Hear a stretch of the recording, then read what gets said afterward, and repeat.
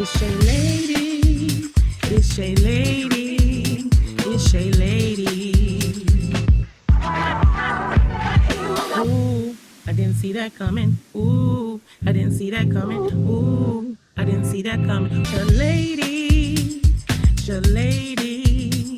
Shay Lady. I am so excited to have you here, Tamela Washington. I am glad to be here, Lady. You know, you are one of my favorites.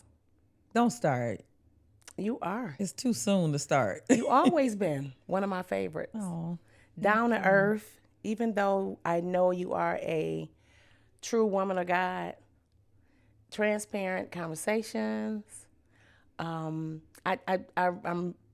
honored to have you here with me today. You are a amazing woman. You are a mother, you're a wife, you're a daughter, you're a grandmother of 5. I want that last baby. yeah. Let me have him. That might be a fight. You a mentor, you a teacher, you a confidant, you a counselor. I'm gonna turn it over to you. Tell us a little about your education. Let the world know a little bit about Tamela Washington. Well, I guess if I'm going to talk about Tamela Washington, I probably need to talk about Tamela Farrow first. Okay, Tamela Farrow. Because before I was that, I was all those things. I was Tamela Farrow, and just a country girl from Pensacola, Florida, brought up to the city, bright lights, and didn't know what I was doing, but, just kind of meshed in as well as I could. How was you brought to the city? My parents, they divorced when I was very young. They separated when I was very young. And my mom had a sister who was already here. She worked as a social worker for the state of Michigan. Okay. And so my mother moved here to work for Chrysler Corporation. And there was 4 of us. I have 3 other siblings. I have a brother and 2 other sisters. And so Valerie's my younger sister, we stayed in Detroit with my mom, and my brother and my older sister stayed in Pensacola with our dad. Okay. And so that's how we got up here. And once we got up here, and it's so funny because before she started working for Chrysler, she worked as a taxi driver until, yeah, I know, right? I'm so glad she worked at Chrysler, though. I'm so glad. I know you are. I'm so glad. You know, I'm going to tell this funny story. Yeah. So I was on downtime. I'm going to say downtime. I'm going to say with Darius. Okay. And I met this guy, and I don't know what was going on in my mind mentally. And I brought him to church. Your mama pulled me up to the side. She said, look here. She said, let me tell you something. She said, that ain't it right there. Okay. She said, you need to loose that. And I thank her for that wisdom. Yes. And every time I would see her, I would say thank you. Yes. I let that go. I let it go. Best thing you could have Best done. thing I could have ever done. And it's so, let me tell you what it was. When I say downtime, and I'm going to give you back your story, but I had to say this. Yeah. I was going through some nonsense. And you can make wrong decisions going through some nonsense. Every time, yes. Let me give it back to you. I just had to say that. It was her wisdom. Yes. My mother's wisdom that just has helped so many different people, helped me throughout my lifetime. And I share this story with you. When I was an adolescent, going through that change of life as a little girl, puberty, and began to experience different things with my body and didn't know how to handle them. Of course, moms, she had to talk with us and showed me what I needed to do and be prepared. But and she also warned me, she was like, okay, in our family of women, we have very heavy cycles, and but you'll be fine. This is how you'll go through it. It's going to be a little rough, but you'll get through it. And I just said, okay, no big deal. But I had that conversation while it prepared me, it didn't actually prepare me for what was about to transpire in my life. And the cycles were the magnitude was just insane. It was insane. It affected my life so much that it prohibited me from being able to concentrate in school, be athletic as I wanted to be on teams that I wanted to be a part of, be social, because it wouldn't just affect me for a week. It would affect me for half a month, every month. Wow. And it truly changed my life. And I think the greatest negative impact that it had was in my inability to learn in school. Wow. Because it sapped all of my energy. I was sleepy in class all the time. I couldn't pay attention. I couldn't retain information.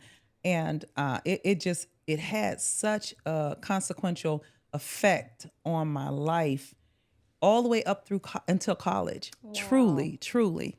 And so in high school, this is that wisdom and that mother's intuition. I'm just going to call it that.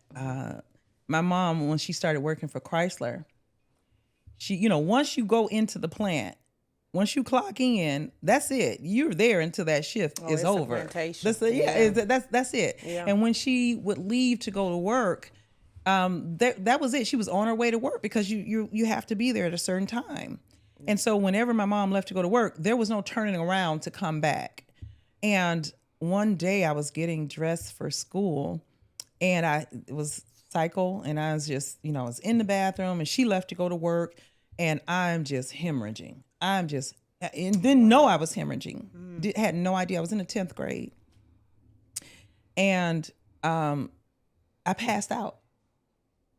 My mom was already gone to work. Mm-hmm. She had turned around and came home. And I still don't know, and she can't tell me, why did she come home? Because she never came home. And she found me passed out in the bathroom. And she called an ambulance because I was out. And the ambulance took me to Oakwood Hospital. I don't even know if that hospital is still open or not, in Dearborn. And the ambulance took me. It is, okay. Mm-hmm. And I was put under a hematologist and found out that I had a blood disorder that just kind of had a negative effect on heavy cycles and just hemorrhaging and just bleeding. And but the impact it had on my life with education, I felt like such a failure in high school, in junior high school. I could not retain the information. I fought to get every grade that I got. I fought to go to college. I was accepted into a university that accepted me on academic probation. And I always felt like I could do it, but it was like I just didn't have the energy. I didn't feel like I had what it took. I've always had a desire to learn. I've always had a desire to obtain knowledge. I've always had a desire to succeed. Mm-hmm. It's always, and then to help others succeed. It's always been in me to want to do that.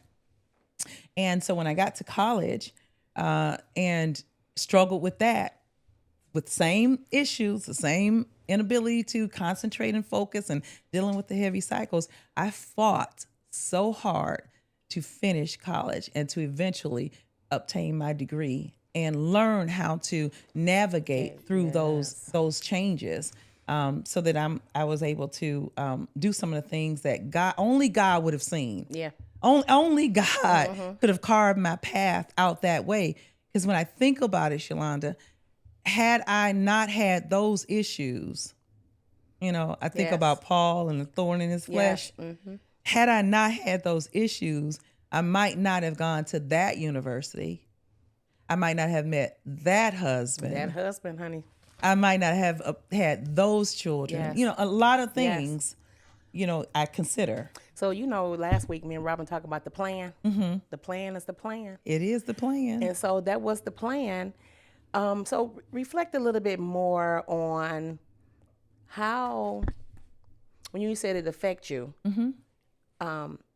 socially, mentally, how did you navigate through? I know you said it affects you with the education piece. I'm sorry, but how did it affect you mentally?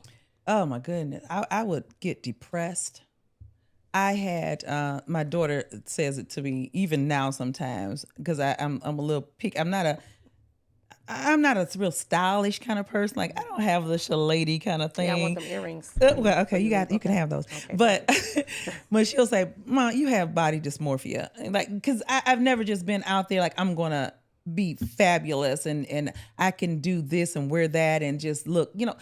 I do what I feel is comfortable for me and what I think I look my best in, and I try to put my best foot forward in that. And people have told me you give such an air of confidence. You and do. Right, exactly. I You never would seen never you out of place. but I promise you, it is not without me looking in the mirror 15 times and trying to get something. I was like, this is not right. That I'm not feeling it. I just don't. It's just gonna be what it's gonna be. God help me to be comfortable with how I look and how I feel. You always been a beautiful woman. And that's another thing. I don't take those compliments well And at so all. here's I the other don't. thing, I've never been able to do that.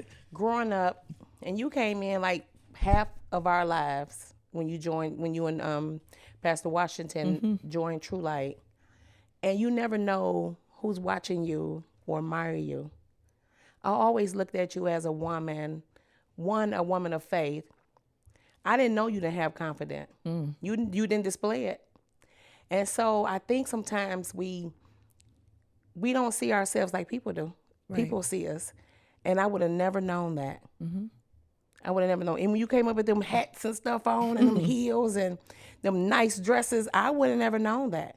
Yeah. You always had long hair, long, nice, pretty hair, unless you would cut it in a bob or something. I never realized, Well, there's a lot that goes with that from my history, just from being down south, growing up in the South. I had certain family members that would say things like, you dark, and everybody's light skin. I know that that's something that people don't really talk about a lot now, the light skin versus the dark skin thing. But there was a lot of stigma that I grew up with that helped develop my insecurity, even with my body. Now, this is something that is so crazy, but because I think all Black women, and I think all women in general have them, but I had this thing about I never wore a bikini. I hardly ever wore a bathing suit. But the reason why, listen, Shalonda, the reason why I never wore it is because I always had stretch marks. I always had like something that was something. I'm like, I don't want anybody seeing anything, like nothing like, and I always had a belly. Face. I'm serious. I'm just saying, always, even as a child, like I was never just a stick. It was never just a stick in this frame. So it was, I had this image about myself that never made me feel secure enough. And people had to really just kind of say, you okay? You good? You just, like that. I remember when Pastor was installed and Cynthia and someone else, they took me around to find the outfit to wear for the installation. Cause I'm just thinking, what they was like, you need to wear this, you need to put a hat on, and they dressed me for the part. I never would have known.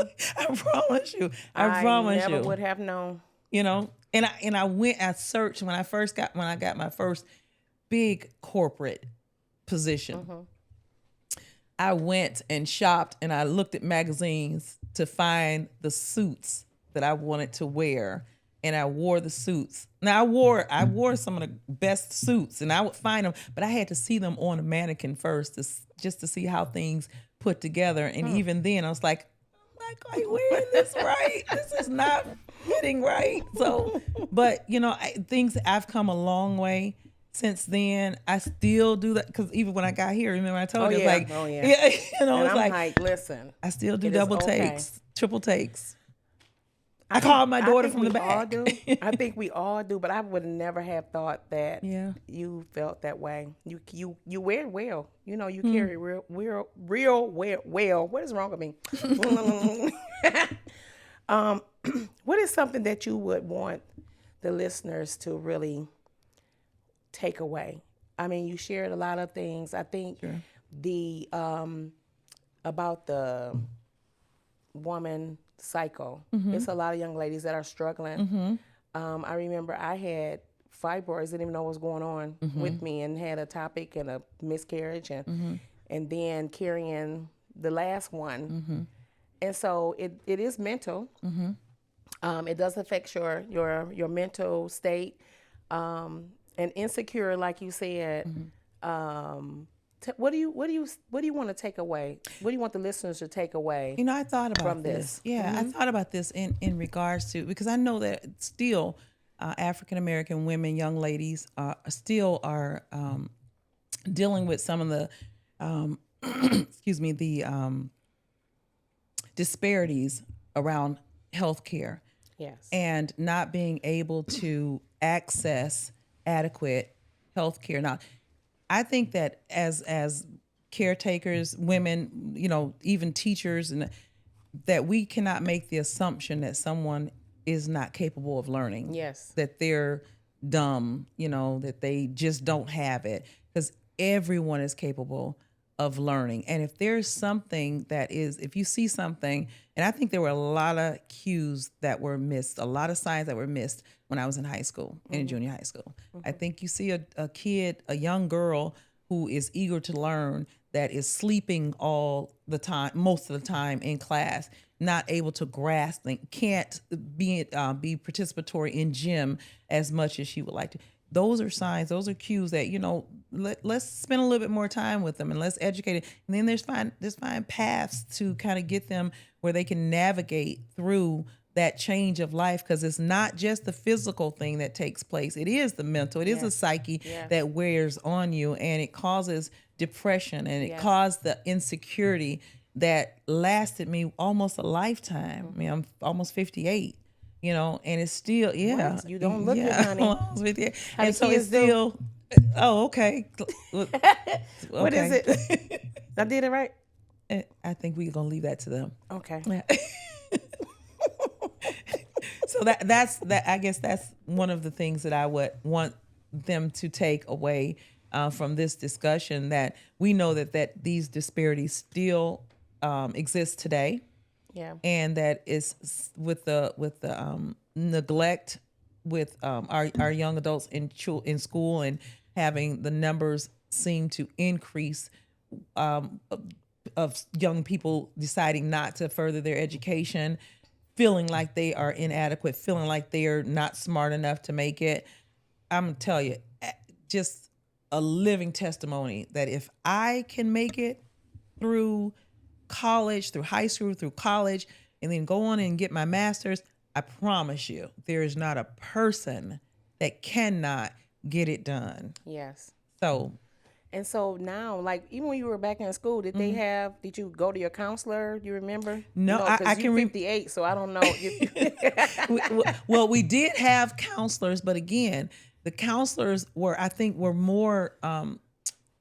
This maybe it might have been my own my own head, because remember, it was embarrassing. Yeah. It was embarrassing. At least we were made to feel like it was embarrassing to go through your cycle and then to mess your clothes up and do all of that stuff that went along with it. It wasn't just, oh, she's got her cycle. It's like, she's going home. It's like she's a mess. Like those kind of things, you didn't want to reach out to anyone. It was a humiliating. It was embarrassing, you know. And no one said, okay, you know what? Let's put her under our wing and let's talk through some things. Let's reach out to her mom and let's find out what can we do to help her succeed. Because I tried to be as involved as I possibly could in high school. I joined the pep squad. I joined the cheer team. I joined theater. You know, I did all those things, but I never felt fully fulfilled because I couldn't complete anything. I couldn't even go to the games. You know, it was just very difficult to have success and to build meaningful relationships in the schools in that short period of time. And you know, in high school, some of those relationships last you a lifetime. Yes. Do you know how many I have in high school that have lasted me a lifetime? How many? One. And that's only occasionally because we get together. I was in ROTC. Imagine that and having a cycle. You know, being in this military like thing, you know. So, as a parent, so when you had your daughter, and did you kind of like monitor her or have these conversations Absolutely. with her? Because I think it's so important that parents know. I had to learn. I had those boys, and I had to learn the last one that I had, and the triggers, Yeah. and the mood swings. Sure. I'm getting ready to go all in, and then I realized, ooh, my baby's about to start her cycle. Yes. And so I had to learn these things and teach her these things. I did, you know. Of course. And so talk about Ariel, you and Ariel, because that's your only daughter. My only daughter. Yes. That's my girl. And you know, we've okay, now Need the tissue. Let me get the we tissue. have come a long way. Okay. Because when she started her cycle, during her change of life, you know, we had the conversation, and they had already prepared them in school. You know, and at this point, they're preparing them in school by the time I had my children. And so obviously I made sure she had everything that she needed. And then so she had the heavy cycles like all the women in our family did, but she did not test positive for the ITP. So that was fine. That was more than fine. And so she didn't have the same issues that I had. But every woman goes through the mood swings, the Yes. change. Yes. And so, she and I did not click well at all. We were butting heads over everything. It's just, and she didn't feel like I understood her. And quite frankly, I didn't feel like I cared to understand. If I'm being honest, Yeah, I I just think like that's most you. parent. Yeah, you are a child. I'm the adult. I'm the mother, and this is how it's gonna be. And this is, you know, and no, and no, and no, and fix your face. And then when you go ask your daddy, it's Yeah. gonna be no 2 more times. Yeah, experienced unfortunately, I was the bad parent because they always went to him because they're Always. always going to get Absolutely. what they wanted to have done. I'm still finding out today, to this day, some of the things that he allowed them to do that I had no idea. From donuts in the morning on the way to school, yeah, that kind of thing. So, but you know, we even had a time period where she told me, I think this is the thing that hurt me to my very core. She said to me once, and I remember it.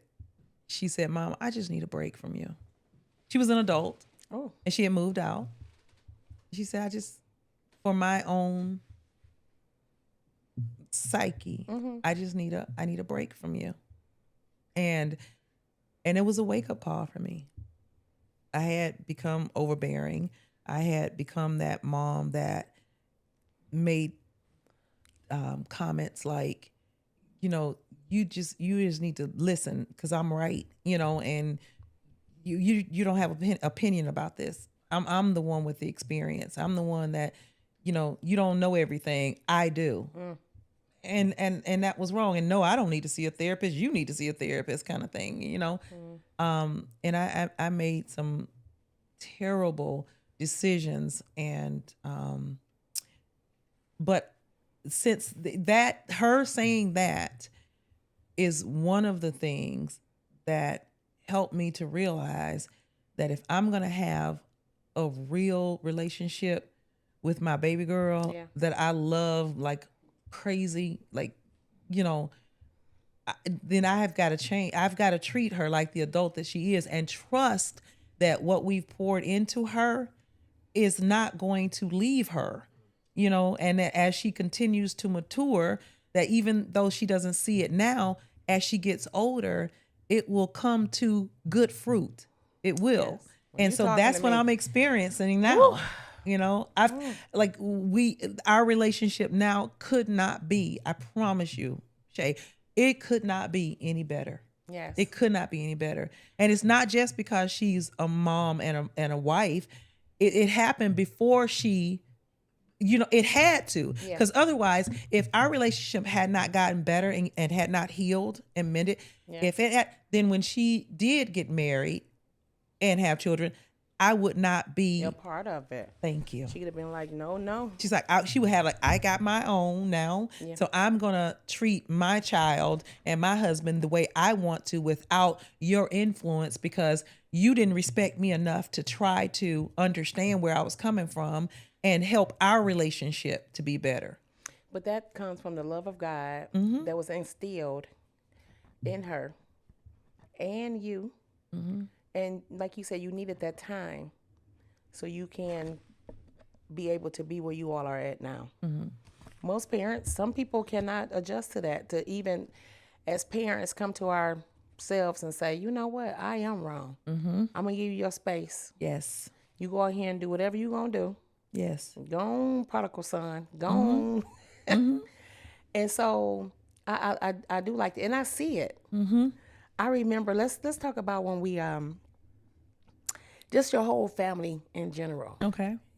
Your husband, I like the way you all date. You all are my favorite couple. I used to say that when Darius was alive. Like, the Washingtons, look at them. They went, he done took her out. They in Mexico. They in Egypt. We had to get there. Yes. Yeah, that was not, Oh, yeah. You got to get to that. No, listen, remember when we had the after school program and you all came as a family? You all did the enrichment. You did the. Oh, yes. And so I used to see how y'all used to go inside the school. Pastor Washington did Yes. the sports. You did the conflict resolution Yes. for me. And then you had the kids with you. Y'all used to get in the car. I'm like, is they going to make it home? Truth. That's true. But I saw For the real. growth in you all, in the family and love that he has for you and the love you have for him. And I just admire you all. I really do. Yeah.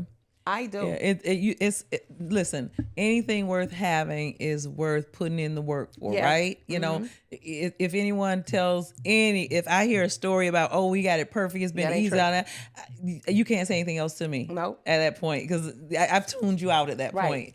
Because I already know after 36 years, it takes a lot Yes, of it work does. every single day. Yes. Even because as we're getting older, things about us change. Yes. This season that we're in now, this is we hunkering down season, because we're Yes. getting ready to take care of each other like we've never had to before. What I mean, we're getting older. Yes. We got different aches and pains. We got Yeah. different things. If I didn't like you when you were 20 and 30 and 40, I don't like you now.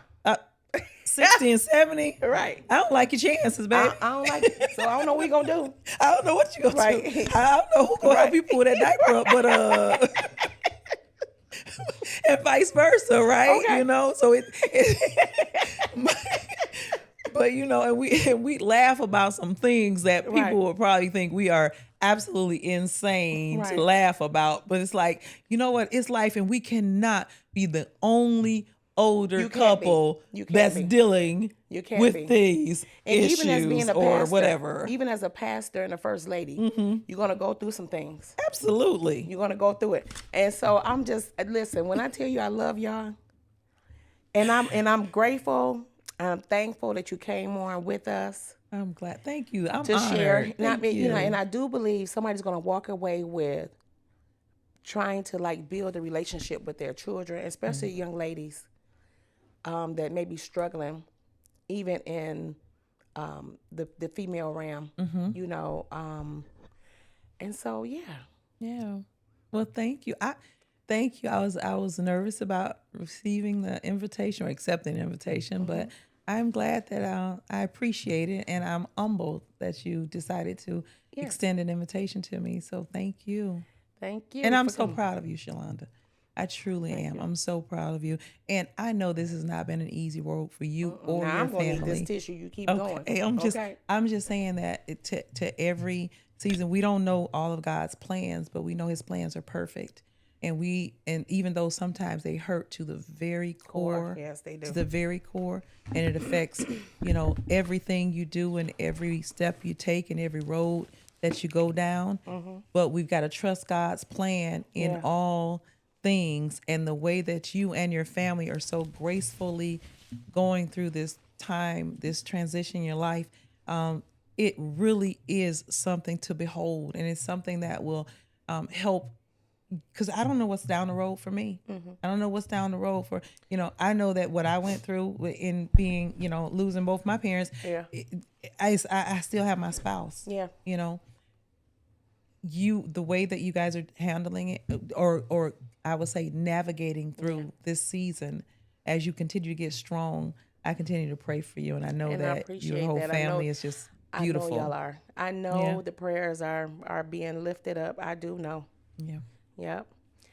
So I really enjoyed this time with you. Same. And you know what? I'm gonna look forward to you coming back. Because I'm pretty sure it's something we didn't touch about you being the first lady Oh, in the church. We didn't touch that, But anytime. it's gonna be plenty more times. Okay. All right. I thank you all for joining us on today. I thank Tamela Washington for coming. Give her a hand. Woo! Please share. Please like. Until next time.